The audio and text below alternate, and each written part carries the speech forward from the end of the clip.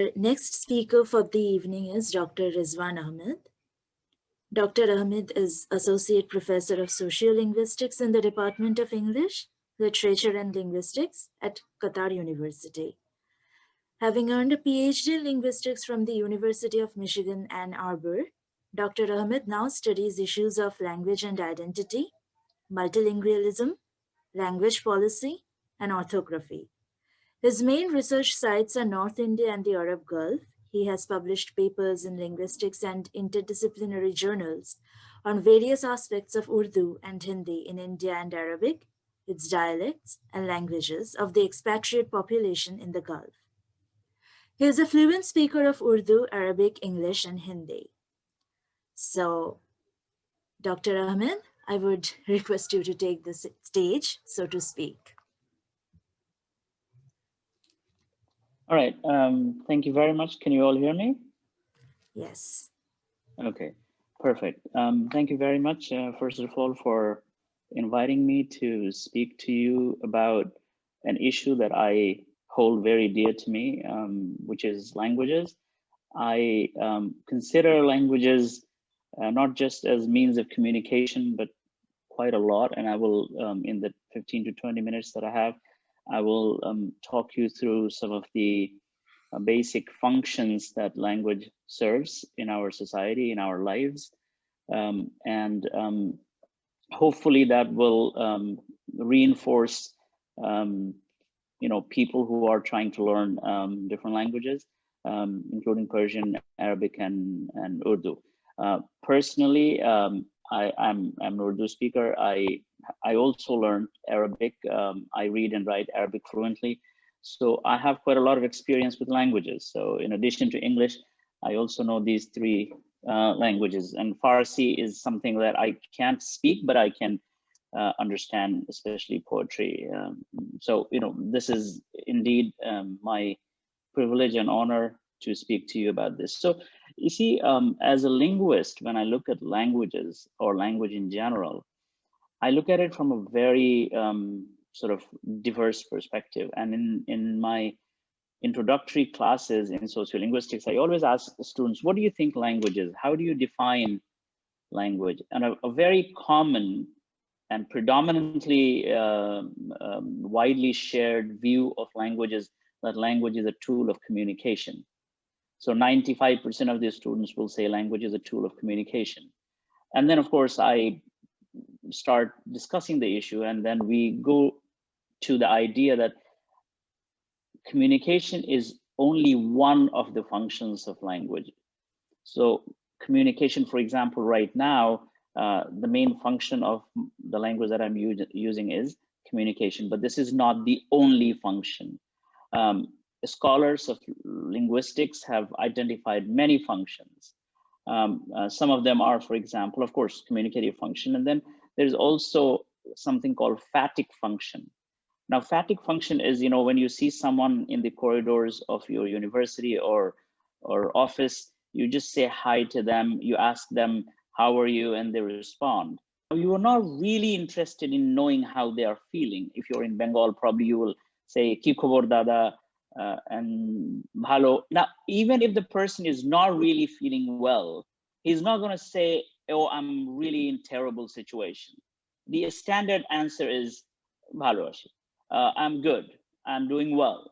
Now, so the purpose here is not really to communicate any ideas to the other person. It's just to acknowledge that I know you, you know me, we are human beings, and it just doesn't feel good that I pass by you without really acknowledging your presence.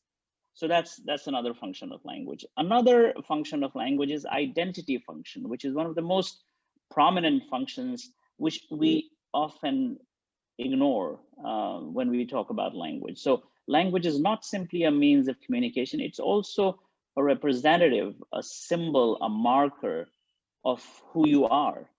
And since Dr. Datta is here, who is the principal of Maulana Azad Medical College, Maulana Azad College, I would like to share a very interesting story that happened with Maulana Azad. During the British days, he was meeting with a British official, colonial officer. and he requested that he would like to have a translator who can translate from Urdu into English and English into Urdu. And as the meeting was going on, Maulana Azad realized that the translator was not translating correctly. So he corrected him multiple times. Then at the end of the meeting, the British official was surprised, and he asked Maulana Azad that it's clear that you actually know English. Why did you ask for a translator? Because you are actually correcting the translator when he is making mistakes. And Maulana Azad said something beautiful, which is very relevant to the identity function. He said, "Aap 10,000 kilometre से यहाँ आकर आपने अपनी ज़बान को बरकरार रखा है, आप अपनी ज़बान नहीं भूले, और मैं अपने ही मुल्क में अपनी ज़बान भूल जाऊं?" So those of you who do not understand Urdu or Hindi, he said that you have not forgotten your language after traveling thousands of kilometers, and you want me to forget my own mother tongue, my own language within my own country? So he wanted to make a political statement that Urdu is my language, although I understand English, but I'm going to make sure that you have a translator. I would like to speak in my own mother tongue. So this is Maulana Azad. So this function of language is very, very critical to who we are as a community, who we are as a nation. There's another very interesting story that I would like to share, and this is about Al-Biruni. Now, Biruni was an Arab traveler, a mathematician, astronomer, who spent quite a lot of time in India. And he has written lots of books about his experience. And in one of his books, he mentions something that is very relevant to language and the identity function of language. So he says in Arabic, which is a beautiful expression, he says, "An uhja bil-lughat al-arabiyya indi ahabbu min an umdah bil-lughat al-farisiyya," which will be translated as, if somebody makes fun of me in Arabic, and Arabic was his mother tongue, if somebody makes fun of me in Arabic, that is better for me than somebody praises me in Farsi, in Persian. So you can see, so he's so proud of his Arabic as his language that he would rather be made fun of in that language than praised in Farsi.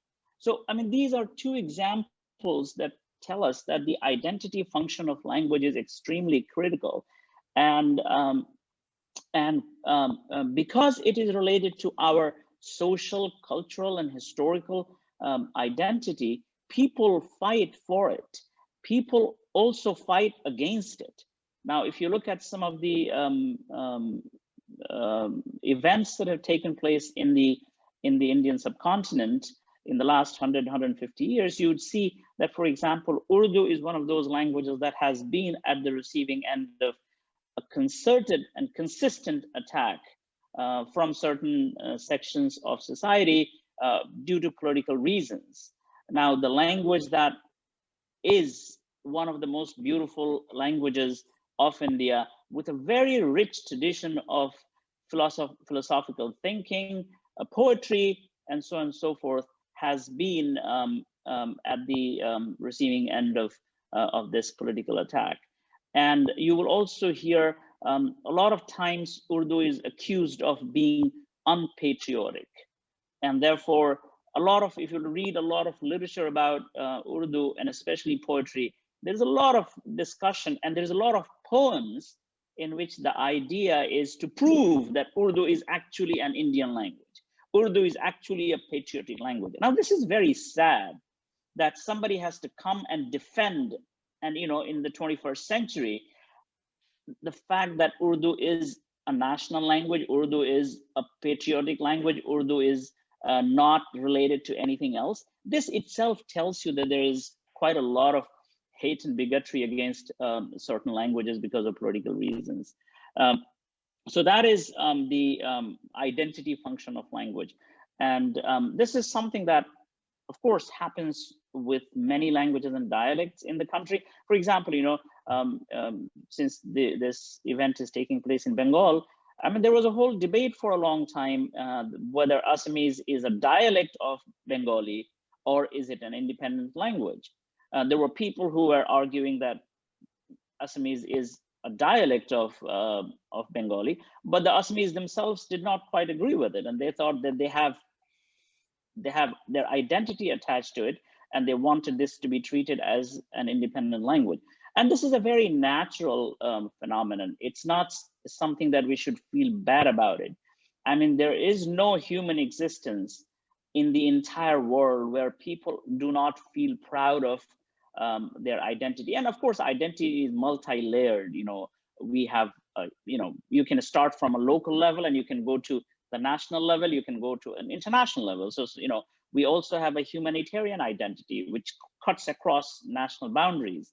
We have, as Indians, for example, we have a national identity, but we also, within that, we also have regional identities, Bengali identity. Right now, by the way, Bhojpuri speakers have been asking for the recognition of Bhojpuri as a different, distinct, independent language. And I don't see anything wrong with it because it's very similar to the aspirations that Assamese speaker had, and so on and so forth. So this is the identity function of language, which is equally critical. Now, there are two more functions of language that I would like to briefly talk about. One is poetic function. Now, languages, and a lot of people learn Urdu because of the beautiful poetry that it contains.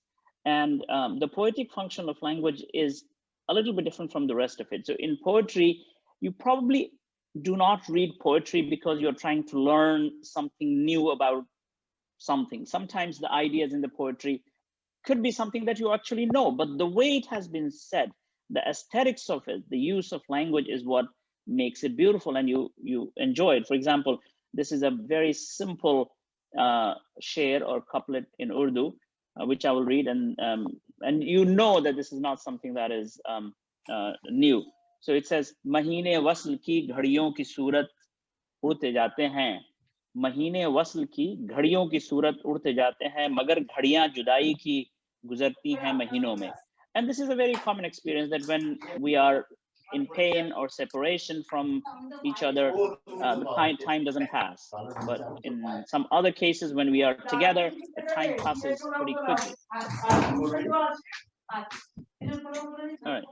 So that's a poetic function. So if you, in order to understand, and I know there are a lot of people who are learning Urdu and Farsi for literary reasons as well. So I thought that was something very important. Another function that I would like to stress, especially relevant to Farsi, Urdu, and Arabic, is sort of epistemological, which is about building knowledge. I mean, how do you build knowledge? Now, if you really want to understand Indian society, if you really want to understand where we come from historically, socially, understanding Farsi, Urdu, and Arabic is extremely critical. No matter how much you hate, but you can't erase the fact that Persian was the official language of India for centuries. Now, lately I have been taking interest in some of the issues that my father used to take care of, for example, land deeds. So last year I was at home and I was looking at a document, sale deed of land that my father bought from someone. If you look at the document, and I'm sure if you look at even in Bengali, I mean, there's hardly a sentence that does not contain, not 1, 2, or 3, but bunch of words from Farsi. I just looked at one page right now, and it says Naam Muqir, which is from Arabic, Waldiyat, Sukunat, Maza, Wasika, Wasika, Tadad, Zarsaman, Arazi.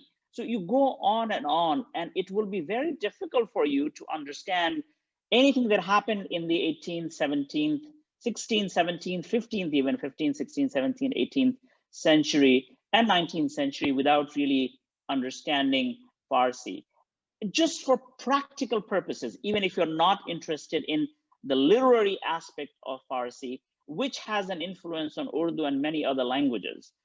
But just for practical point of view, in order to understand the administrative terminologies, if you look at the land related terminologies, if you look at the legal terms, there is so much of influence that Farsi has exerted on our languages and our culture. And therefore, I think I really find it amazing and fascinating that you guys have taken this upon yourselves to make sure that people learn these languages, and especially at a time when there's a lot of hatred and bigotry against these languages. And I would like to actually congratulate people who have chosen to learn these languages at such a time. And I think sometimes, you know, in times of distress, in times of stress, in testing times, actually some good things come out of it. And I think the initiatives taken by SNAP and the people who have been running under the patronage and active support of Dr. Datta, I think this is an absolutely brilliant effort of teaching languages. Languages to me, so in addition to all of these practical aspects, which actually require that we teach language, language is also a window to understanding different cultures, different philosophies, different literatures, and so on and so forth. And I therefore think, I mean, since I have learned languages myself, the people who are learning these languages, I would like to tell them that, I mean, learning a language to me is like falling in love. You know, the kind of passion that you have, I am past that age, but those of you who are learning this language as a young person, but I mean, age is not really a barrier. You can always fall in love at any age. So, you know, the passion with which you look forward to someone you really love, that's the kind of passion I want people who are learning any language, no matter what it is, and especially the languages that you guys are learning here.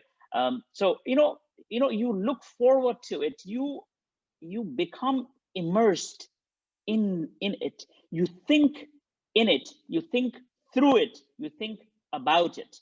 You dream in it. You dream about it, and so on and so forth. If you have that sort of a passion to learn a language, then learning becomes very enjoyable. It becomes fun.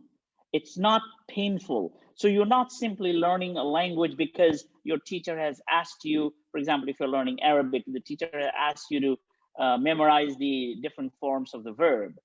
But if you look at it from that passionate angle, then it's like a challenge that your beloved has set for you. And in order to meet her, in order to win her heart or win his heart, and win him, you are willing to do anything. You know, Bollywood movies are known for it. You know, if the beloved asks for something, you know, you are even willing to sacrifice your life. So with that kind of a passion, I think learning a language becomes really, really interesting, enjoyable, and fun.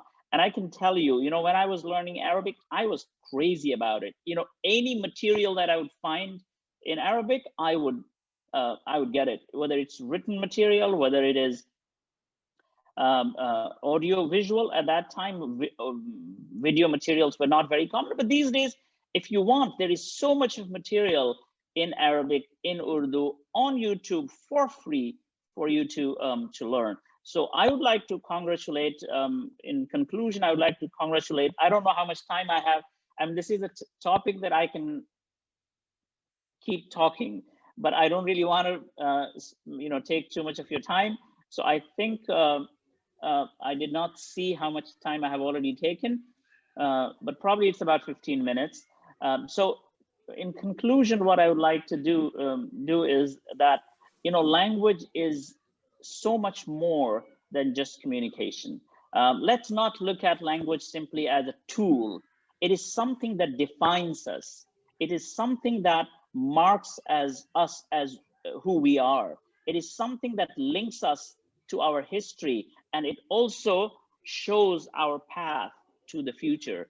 And therefore, take learning language very seriously. Take language with passion that makes the process of learning really fun and enjoyable, and something that you can then later on pass on to your children, your grandchildren, and so on and so forth. And I think that's pretty much it. If you guys have any questions or comments, I will be more than happy to add some more to it. But thank you very much, and I congratulate the people who are running the courses in these 3 languages, and also the students who have taken up the challenge to learn these languages. These languages will make you rich. So be proud of the fact that you have started on the path to become wealthy. This is the wealth that you are acquiring. Be proud of it. Congratulate each and every person who is involved in this. Thank the teachers who have given so much of time in making you rich and wealthy. Thank you very much. Thank you, Dr. Ahmed, for gracing us with your words, for being so evocative and informative at the same time. Since we really have a lot of things lined up, I would like to request our next speaker for the evening, Dr. Shubir Dashgupta, who is the coordinator of the IQAC of Maulana Azad College, to come and share his thoughts with us. Dr. Dashgupta? Yes. Good evening. Please. Respected Principal, Maulana Azad College, Dr. Rizwan Ahmad, the Professor of Linguistic of Qatar University, Dr. Sabir Ahmed, person from the SNAP, Dr. Iftikhar Ahmed, Head of the Department of Persian, Maulana Azad College, all distinguished participants. On behalf of Maulana Azad College and IQAC, I welcome all of you for these online courses for 3 subjects, Urdu, Arabic, and Persian. I think this is the first endeavor from our college, the joint venture with the SNAP Academy. And as principal said, that we have so many plans for this certificate course, as for this certificate course is being prioritized by the NAC, which is very much important for all colleges. So we have a memorandum of understanding with the SNAP Academy, which is a very good organization, and the title is also very catchy, the Know Your Neighbor. So I hope, and the most promising factor is that is very encouraging, the number of the participants. Already the more than 50 participants are here. So I think this online course will be more attractive, and in near future, we have a strong collaboration with the SNAP. I wish all the best for these online courses for Urdu, Arabic, and Persian. Thank you.